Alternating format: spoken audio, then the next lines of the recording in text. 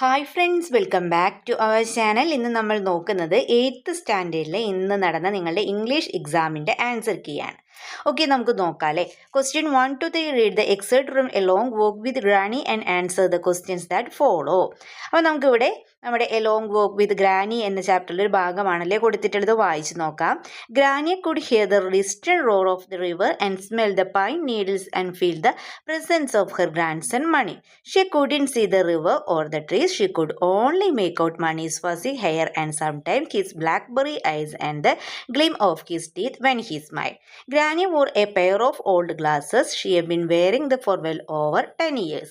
Her eyes had grown steadily weaker and the glasses were now scratched and spotted, so there was very little she could see through them. Mani and his father felt that it was high time Granny had her eyes tested and got her new glasses. Okay, meaning ഒക്കെ നമുക്ക് അറിയാവുന്നതാണ്. Okay, നമുക്ക് ഒന്നാമത്തെ ചോദ്യം എന്താണെന്ന് നോക്കാം. How did Mani and his father try to solve the problems related to granny's eyesight? എങ്ങനെയാണല്ലേ, അതായത് എങ്ങനെയാണ് മണിയും അദ്ദേഹത്തിൻ്റെ അച്ഛനും ആ പ്രോബ്ലം, ഗ്രാനിയുടെ ഐസൈറ്റിൻ്റെ പ്രോബ്ലം സോൾവ് ചെയ്തത് എങ്ങനെയാണെന്നാണല്ലേ ചോദിച്ചിട്ടുള്ളത്. എങ്ങനെയായിരുന്നു സോൾവ് ചെയ്തിട്ടുണ്ടായിരുന്നത്? യെസ്, ഇവിടെ നോക്കൂ. Her eyes tested and got her new glasses അല്ല. അപ്പോൾ Mani and his father felt that it was high time granny had her eyes tested and got her new glasses. മുത്തശ്ശിയുടെ കണ്ണ് പരിശോധിച്ച് ആ പുതിയ കണ്ണട വാങ്ങി നൽകേണ്ട സമയമെന്ന് കരുതിയിട്ട് അവർ വാങ്ങിച്ചു കൊടുക്കുന്നതുണ്ടല്ലേ, അതാണ് അവർ ചെയ്തിട്ടുള്ള പ്രോബ്ലം സോൾവ് ചെയ്ത് അങ്ങനെയാണല്ലേ. Which among the following is not correct? തന്നിട്ടുള്ളതിൽ കറക്റ്റ് അല്ലാത്തത് ഏതാണെന്നാണല്ലേ ചോദിച്ചിട്ടുള്ളത്. Granny wore a pair of old glasses. Granny ധരിച്ചിട്ടുണ്ടായിരുന്നത് ഒരു പെയർ ഓൾഡ് ഗ്ലാസസ് ആണ്. Then Granny's eye had grown steadily weaker. Then Granny's glasses were scratched. Mani and his father felt it was not right time to have Granny's eye tested. Not correct ആണല്ലേ. എന്നാൽ correct അല്ലാത്തത് ഏതാണെന്നാണ് ചോദിച്ചിട്ടുള്ളത്. Yes, last option ആണല്ലേ. Last option ആണ് വരുന്നത് അല്ലേ. Mani and his father felt it was not the right time to have granny's eyes tested എന്നുള്ളതാണ് ശരിയായിട്ടുള്ള. Okay, the next question. Pick out the word or phrases from the passage which means to understand. Understand എന്ന meaning വരുന്ന word ഇതിൽ ഏതാണെന്നാണല്ലേ ചോദിച്ചിട്ടുള്ളത്. ഏതാണ്? അതെ, make out ആണല്ലേ. ഏതാണ്? മേക്ക് ഔട്ട് ആണ്. ആൻസർ എന്താണ്? Make out. Okay, the next question. Read the lines from Hope is the thing with feathers and answer the question that follow. Hope is the thing with feathers, the perches in the soul and sings the tune without the words and never stops at all. And sweetest in the gale is heard, and so must be the stone then that could abash the little bird that kept so many warm. I heard the in the chillest land and the strangest to see yet never in extremely it asked a crumb of mine. Okay, fourth question എന്താണ്? According to the poet does hope perch? എന്താ ചോദിച്ചിട്ടുള്ളത്? കവിയുടെ അഭിപ്രായത്തിൽ hope എവിടെയാണ് കുടികൊള്ളുന്നതെന്നാണല്ലേ ചോദിച്ചിട്ടുള്ളത്. എവിടെയാണ്? Yes, hope perches in the സോളിലെ ആത്മാവിലാണ്. Hope perches in the soul. Answer. Then pick out an example of metaphor from the given life. തന്നിട്ടുള്ളതിൽ മെറ്റഫറിന് ഉദാഹരണമാണ് ചോദിച്ചിട്ടുള്ളത്. ഏത് എഴുതാം നമുക്ക്? Yes, hope is the thing with feathers എന്ന് എഴുതാം അല്ലേ. അപ്പോൾ ഈ ഒരു ക്വസ്റ്റ്യൻസ് നമ്മൾ മുൻപേ മോഡൽ ക്വസ്റ്റ്യൻ പേപ്പർ ഡിസ്കസ് ചെയ്തോ പറഞ്ഞിട്ടുണ്ടായിരുന്നല്ലേ. അപ്പോൾ എന്താണ് metaphor? Hope is the thing with feathers. The next question. What does the bird asked for return? പക്ഷി പകരമായിട്ട് എന്താണ് എന്താണ് ചോദിക്കുന്നതെന്നാണല്ലേ ചോദിച്ചിട്ടുള്ളത്. എന്താണ് ചോദിച്ചിട്ടുള്ളത്? Yes, The bird doesn't ask for anything in return. The bird asks for song in return. The bird asks for patience and faith in the bird asks for crumb of bread to return. ഒന്നും ചോദിക്കുന്നില്ല അല്ലേ. Answer option A. Then read the lines from the 7 ages of man. Write short paragraph. Summarize the ideas contained using the hints given below. ഇതേ questions നമ്മൾ ചെയ്തിട്ടുണ്ടായിരുന്നല്ലേ. നമ്മൾ model question paper പറഞ്ഞിട്ടുണ്ടായിരുന്നു ഈ ഒരു question. Okay, അപ്പോൾ എന്താ നമ്മളോട് പറഞ്ഞിട്ടുള്ളത്? യെസ്, ദ 7 ages ഓഫ് മാൻ എന്നതിൽ സമ്മറൈസ് ചെയ്തിട്ടൊന്ന് എഴുതാനാണ് പറഞ്ഞിട്ടുള്ളത്. നിങ്ങൾ എഴുതിയിട്ടുണ്ടാവുമല്ലോ. ഓക്കെ, നെക്സ്റ്റ് ക്വസ്റ്റ്യൻ നോക്കാം നമുക്ക്.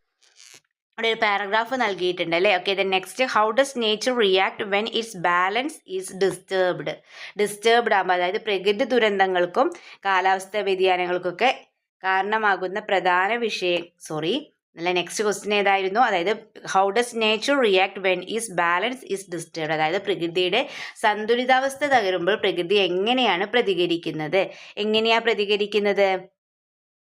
Nature retaliates with droughts, with heat waves. The nature shapes the lives of humans. The nature strikes and back with floods. Nature provides energy and food. ഏതായിരിക്കും വരിക ഇതിൽ? Yes, option C ആണല്ലേ. Both 1 and 3 are correct.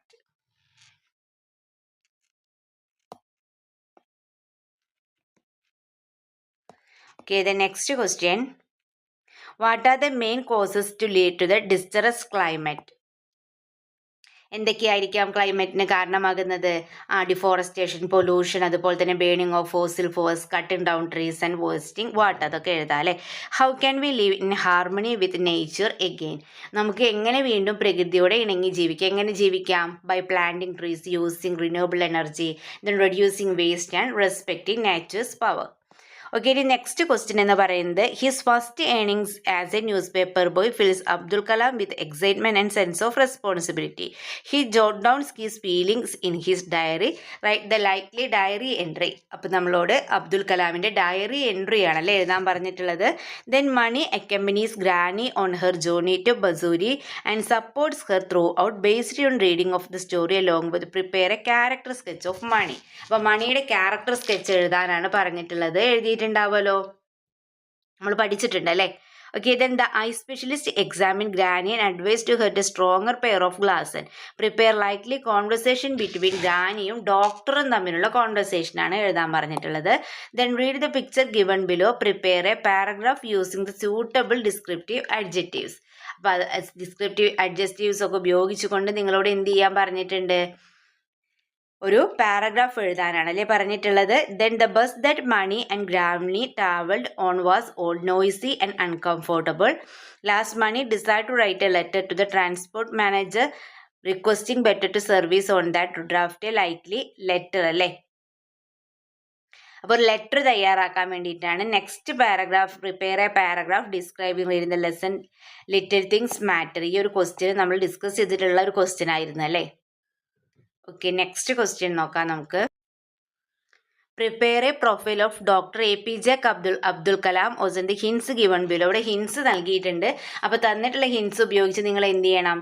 APJ Abdul കലാമിൻ്റെ profile തയ്യാറാക്കാനാണ് പറഞ്ഞിട്ടുള്ളത് അല്ലേ. Then 15 to 17 എന്താണ്? Given below are the details of the best FIFA Football Awards 2025. Study the table and answer the questions that follow. Which country or club received maximum number of in the table given above? ഏതായിരിക്കും? Paris ആണല്ലേ. Okay, then received 2 awards കിട്ടുന്നുണ്ട് അല്ലേ. Then next, who won the FIFA basket award in year 2025? ആർക്കാ കിട്ടിയിട്ടുള്ളത്? സാന്റിയാഗോക്കാണ് അല്ലേ. സാന്റിയാഗോക്കാണ് കിട്ടിയിട്ടുള്ളത്. Santiago.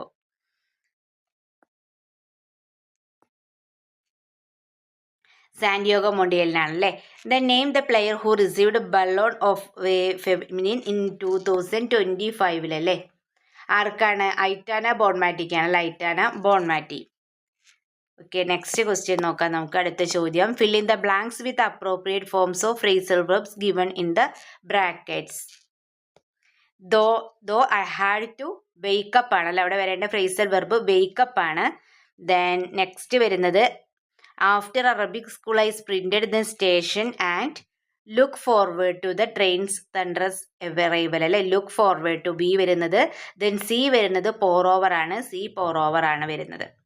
Then edit the following passage errors are given in bold. അതിൽ A answer വരുന്നത്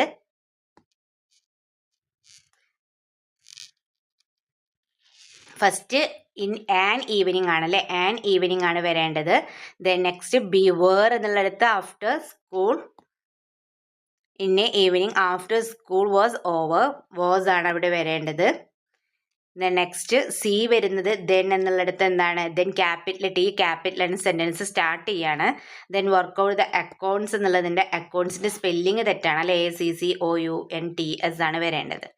then complete the conversation between Mani and his granny അവർ തമ്മിലുള്ള conversation ആണല്ലേ ചോദിച്ചിട്ടുള്ളത്. ഓക്കെ അപ്പം നിങ്ങൾ എന്ത് ചെയ്തിട്ടുണ്ടാവും എഴുതിയിട്ടുണ്ടാവുമല്ലോ. അപ്പം നമുക്ക് അവിടെ എന്ത് എഴുതാം have you brought in your bag what have you brought in your bag നിങ്ങൾ എന്താണ് നിങ്ങളുടെ ബാഗിൽ കൊണ്ടുവന്നിട്ടുള്ളതെന്ന് ചോദിക്കാം അല്ലേ.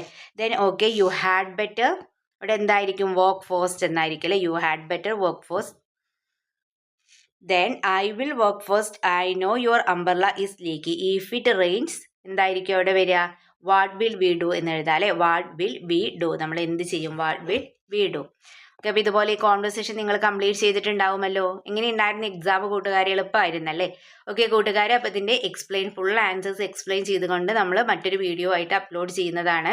അപ്പോൾ നിങ്ങൾക്ക് ഈ വീഡിയോ യൂസ്ഫുൾ ആയി തോന്നുകയാണെങ്കിൽ തീർച്ചയായും ലൈക്ക് ചെയ്യുക കമൻറ്റ് ചെയ്യുക. ഇതുവരെ ഈ ചാനൽ സബ്സ്ക്രൈബ് ചെയ്യാത്ത കൂട്ടുകാരുണ്ടെങ്കിൽ തീർച്ചയായും സബ്സ്ക്രൈബ് ചെയ്യുക. ഓക്കെ നമുക്ക് മറ്റൊരു വീഡിയോയുമായി വീണ്ടും കണ്ടുമുട്ടാം. Okay bye.